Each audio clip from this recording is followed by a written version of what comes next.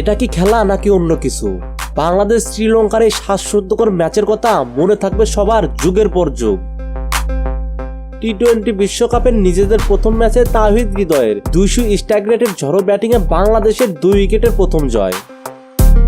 দীর্ঘ অবসানের পর অবশেষে ব্যাটে রান পেল বাংলাদেশের ব্যাটাররা। এর আগে টসে জিতে ফিল্ডিংয়ের সিদ্ধান্ত নেয় নাজমুল শান্ত। শুরু থেকেই বাংলাদেশের নিয়ন্ত্রিত বোলিংয়ে 20 ওভারে মাত্র 124 রান তুলে শ্রীলঙ্কা।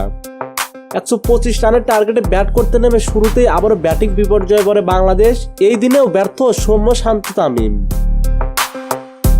কিন্তু সব জল্পনার অবসান ঘটায় মাহমুদুল্লাহ রিয়াদ এবং তৌহিদ হৃদয়।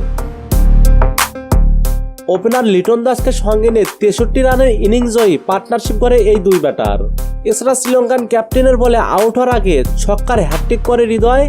আউট হওয়ার আগে 20 বলে 1-4 এবং 4-6 40 রান করে হৃদয় এবং লিটন দাস করে 38 বলে 36 রান।